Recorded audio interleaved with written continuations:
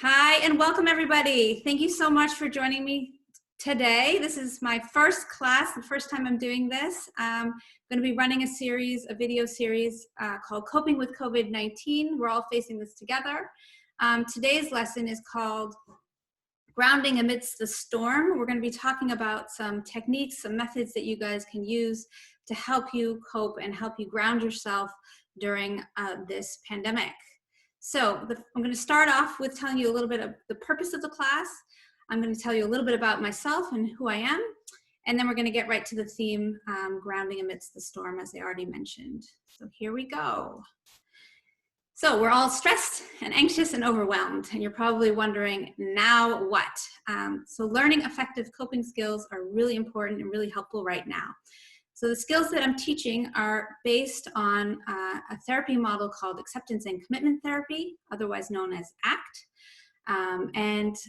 This is a form of cognitive behavioral therapy, or CBT. It's kind of the third generation of CBT. It's a mindfulness-based method, and it also has a lot to do with values and life purpose. So we're going to be learning about doing the things that matter, and that's really important right now. So we're going to talk about, as the classes progress, the things that are super important for you to pay attention to right now. A lot of us are paying attention to what's happening with the media, and we're getting overwhelmed by all of the daily reports of how many cases and what's happening, and that's important, but we also want to make sure that we're focusing on the things that matter in our lives, which is exactly why I started to develop this class, because what really matters to me is reaching people and using my skills to help other people, and I thought, what better than developing an online class? So that's what the aim of this is, and I hope that you guys can benefit from some of these things, and open to suggestions and thoughts and questions, which we will do at the end. Okay, so part of this class, a big part of this class, is going to be about developing awareness through experience. So we're going to be doing a lot of experiential awareness exercises.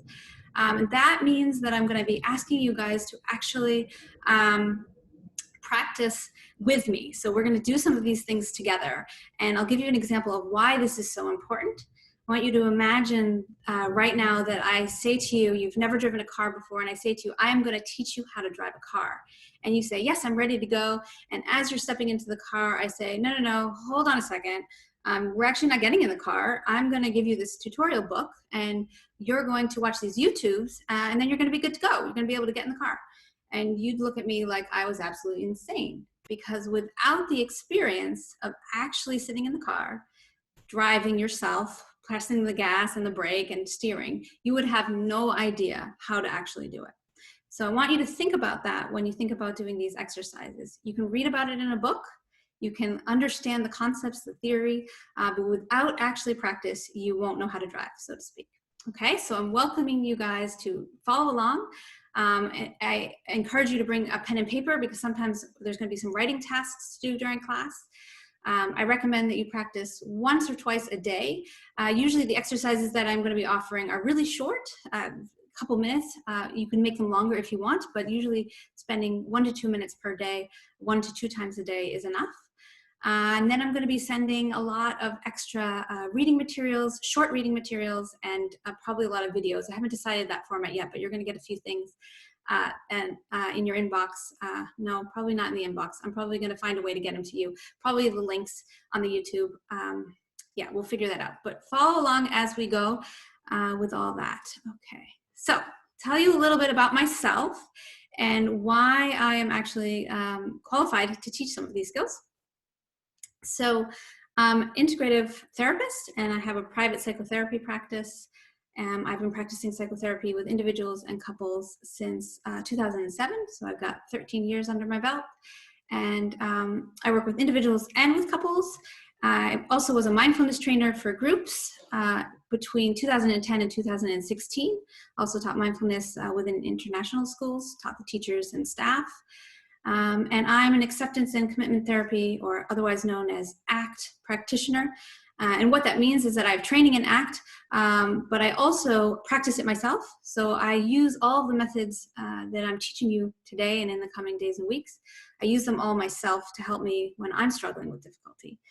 So that makes me able to help you understand and learn these new skills.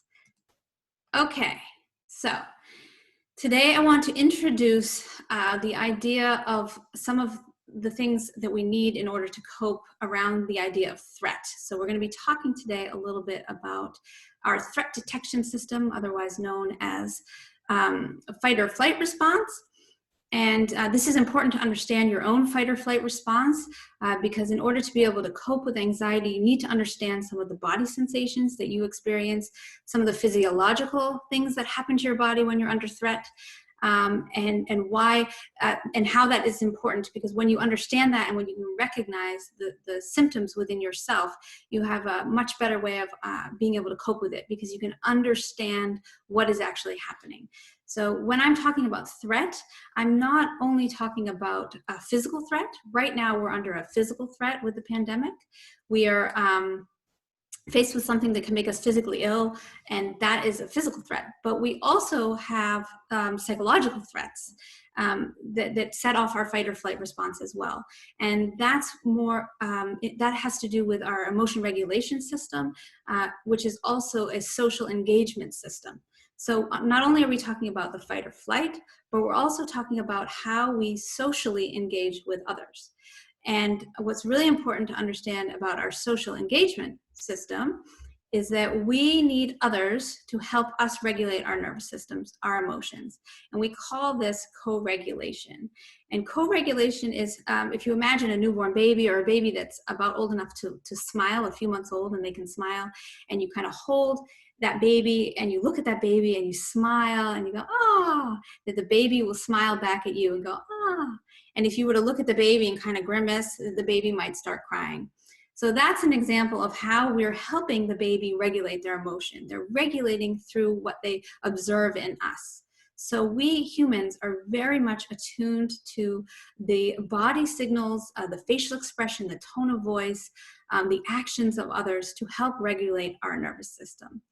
And a good example of this that I always give my clients when they're coming in, I'm teaching this, is to explain, like, imagine if they were to come down the hall, I would have come down the hall the first time I met them, and I would be like, hey, yeah, nice to meet you, come on, follow me back, right? With kind of this grimace on my face. Most clients would be like, oh, I'm not so sure about this person. I don't really think that I want to tell them my life story. This person doesn't really feel safe. So that is an example of how your nervous system kind of already is clued into the safety around you. Am I safe with this person? So because I know this, I know all about co-regulation, I make sure that when I walk down the hall that I take a moment to kind of put on a smile and kind of let the other things in my life kind of be in the background and focus my awareness on the client that's in front of me. And I say, hi, nice to meet you. And under normal circumstances, I put out my hand, shake their hand, and I say, come on back, follow me back. So you can see that that's a very different response, and that's going to help their nervous system kind of regulate a little bit. So even though they're nervous coming in, because everybody's nervous coming into therapy, meeting someone for the first time, they tend to kind of feel a little bit more, okay, more at ease, right? So then they'll come in, I'll welcome them, offer them a cup of coffee or tea, get them settled into the room, right? So all of this is in the interest of trying to help them regulate their nervous system so that they can kind of be present and aware for what's happening. So as we progress, we're going to talk more and more about this. But I just wanted to tie this in. The reason it's important for today is to tie it into what's happening to the world right now. Because what you'll see happening right now is a lot of panic buying. Okay, so panic buying is your threat detection system activated. So you're in the fight mode of the fight or flight. You're like, I got to get my stuff. I got to take care of myself. I'm fighting, right? And sometimes literally fighting over toilet paper, right? So if we look at this through the lens of evolution and the lens of kind of this threat detection system, it actually makes sense, the panic buying, even though it's very distressing to watch and also very annoying if you can't get food temporarily. It's very understandable through that lens. And the same goes for the other thing that we're seeing right now is when people are in a bit of denial. So they're kind of in the flee response. They're like denying that this is really bad. And they're going outside and they're doing things as usual. And they're going into places where, you know, they normally do and getting on public transport and all of that stuff. Because they're in a little bit of denial, and even our governments have been in a little bit of that denial. Oh, it's not so bad. It's just like the flu. So this can be actually really dangerous in this setting. But in a typical, normal times when this isn't happening, sometimes having denial in the face of something really, really scary can actually help us, right? So if you're diagnosed with a life-threatening illness, you might be in a little bit of denial about that in the beginning phase to help you cope, because otherwise your brain might actually be in so much overload that you wouldn't be able to kind of function. So we have to keep in mind that what we're seeing right now in the public is kind of expected, it's predictable behavior in the face of a threat. Now, it doesn't always mean that it's productive behavior, right? So we're not saying that, oh, we should just give everybody a free pass, but at least seeing it from this lens helps make it understandable. So I just wanted to give a little information about that, because I find that the more information that we have, the more we can kind of help ourselves regulate. So understanding why people are doing this is sometimes really helpful. Okay, so now let's talk about the storm that we're all facing. So if you imagine that you're on a boat and there's a storm coming and the waves are crashing on you, you're going to want a way to anchor yourself into that boat to make sure that the boat doesn't fly away and get caught up in the storm. So what I want to introduce to you is an exercise called dropping anchor. So you imagine that boat is dropping an anchor into the bottom of the ocean to keep that boat firm. So we're going to ground ourselves amidst the storm. Another really important thing to understand right now in that threat detection is that it's normal that you're going to experience stress and anxiety, okay? In fact, if you weren't experiencing some stress and anxiety, we'd actually be worried. We'd be like, what is going on? Are you actually just dissociating, right? So stress and anxiety is predictable right now, and we can't actually do much about that.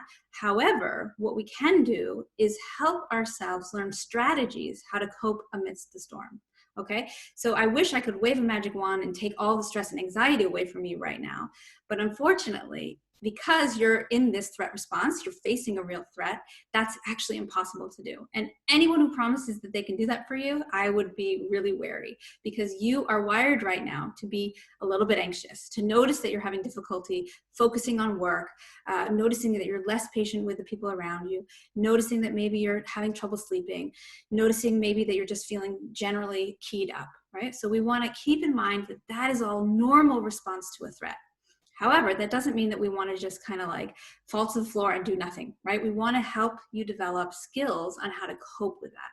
And that's what this dropping anchor is all about. It's about developing those skills to help you cope during the storm. So what are we going to do? In this exercise, we are going to be practicing a skill where we narrow our focus of awareness, and then we're going to actually expand the awareness to focus on very specific things, and I'm going to walk you through that during the exercise. So if you notice this lens, it's focused on one particular area of the nature in front of the camera, okay? So we're going to imagine that we've got all these things happening around us. We have this media, we have our own anxiety, we have our friends and our family and all the people, all the things around us. And we're going to see if we can just kind of focus on something very specific, and then we're going to expand that awareness. So that's the purpose of this exercise, and I'm going to do it together with all of you. So what I do is I invite you to join me by sitting upright in a chair if you can, and if you're laying in bed, that's also fine. You can do it lying down. But I want you to just notice right now as you're sitting in the chair, I want you to see if you can push your feet in the ground and notice yourself making contact. And if you want, you can close your eyes.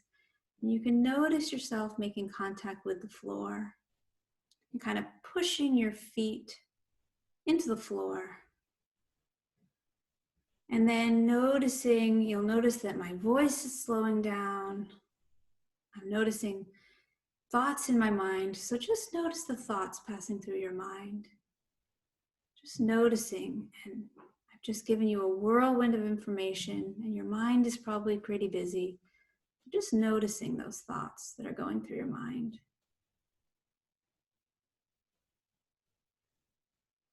And then noticing your body, and starting from the top of your body, top of your head, scanning through your body all the way down, and noticing any discomfort or any particular area. I notice that my heart is beating really fast because I'm nervous. Just noticing what's happening in the body without trying to change anything, just noticing. And then Noticing how you're breathing and not trying to change it, but simply noticing your breath. Noticing if it's shallow or deep, or fast or slow.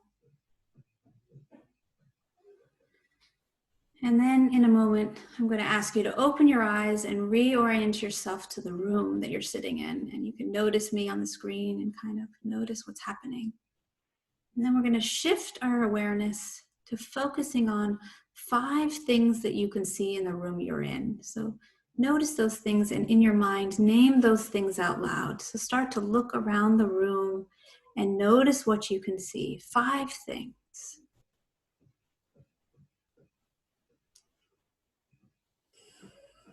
And then see if you can notice 4 things that you can hear. 4 different things that you can hear.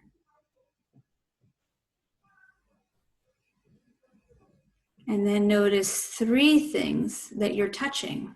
So notice what you're touching. 3 different things. Feet on the ground, back against the chair, what your hands are touching. Notice 3 things. And then notice 2 things that you can smell, and perhaps you don't smell anything, but just open your awareness for the possibility that you might notice 2 different smells. And then finally, 1 thing that you can taste. See if you can notice it. Maybe you just simply notice that your mouth is dry. Mine is dry right now from all the talking and the nerves. Just noticing that.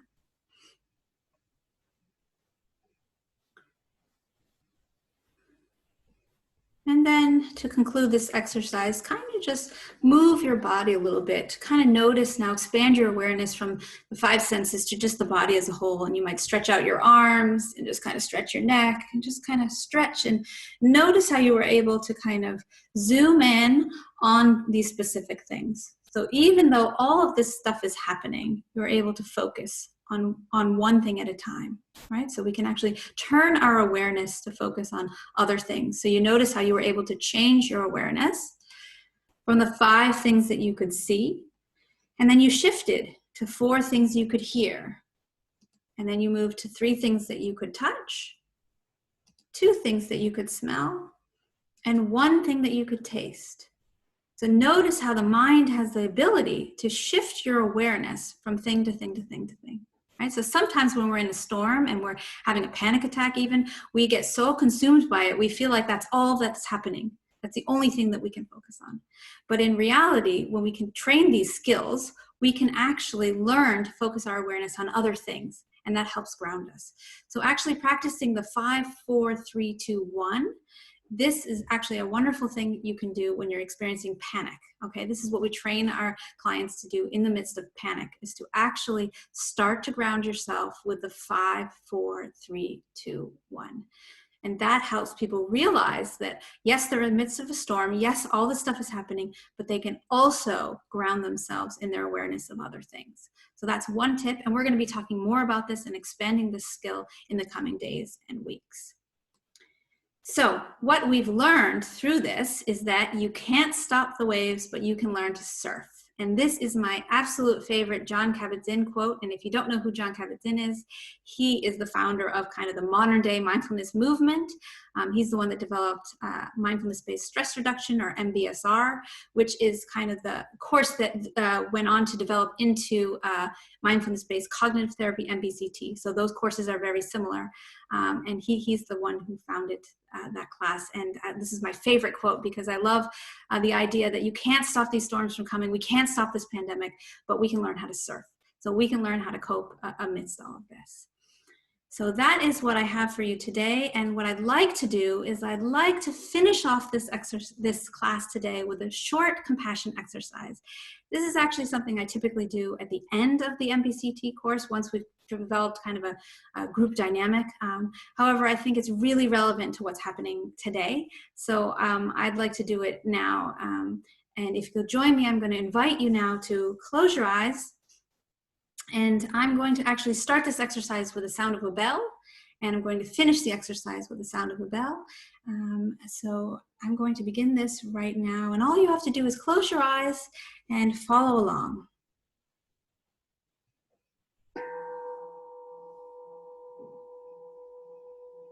Okay. So settling in right now, noticing the sounds around you, noticing that bell, noticing any thoughts that are on your mind, noticing how you're breathing. And we're going to go through this compassion exercise by imagining a person that you love, taking a snapshot of a person that you love in your mind's eye, imagining them in a photo. And we're going to be sending this person some compassion. So really see if you can pay attention to their face, really imagining that you're holding a picture of them in your mind, and you can see a picture with all the details, whether they're smiling, what they're wearing, their facial expression. Imagine this person that you love in front of you right now. And we're going to be sending them some compassion. And we're going to do this. I'm going to say 3 statements, and you can repeat them in your mind, or you can simply just listen to them. And as you do this, imagine that you're sending this compassion to them. May you be safe and protected.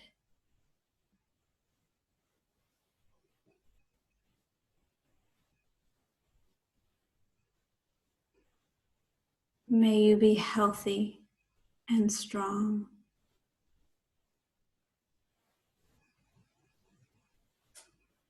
May you live with ease and with kindness in this world.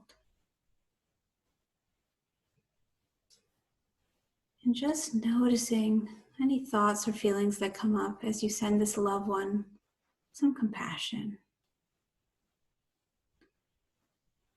And now we're going to repeat this, and we're going to send it to ourselves.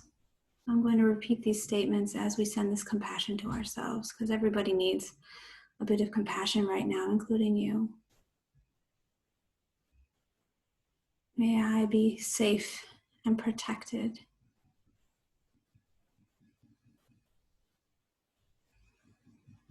May I be healthy and strong.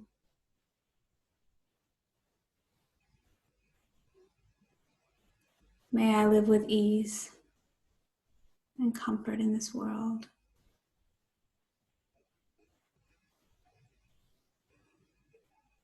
And now, imagining that we're going to send this compassion to the whole world, to all the people out there. We're all facing this together, and we're going to send them all some compassion. May all the people of the world be healthy and strong.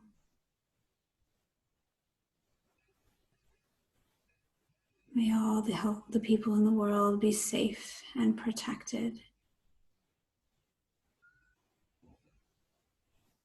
And may all the people in the world live with ease and with kindness and compassion in this world. And just notice what this brings up. It might bring up some emotion. I know it did for me when I did the practice round. And just observing this emotion and allowing space for it.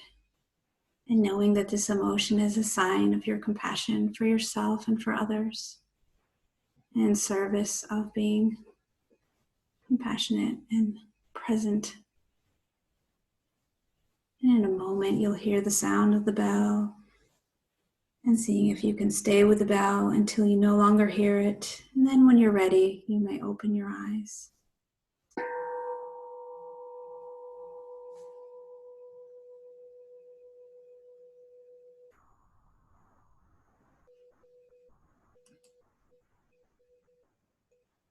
Thank you all for joining me today. I look forward to seeing you tomorrow. I'm going to be running this again for the coming days and weeks, and I will update you on the times. And if you have any questions, you can reach out to me, and I will be happy to answer any of those. And I look forward to seeing you all next time. Thanks so much. Goodbye.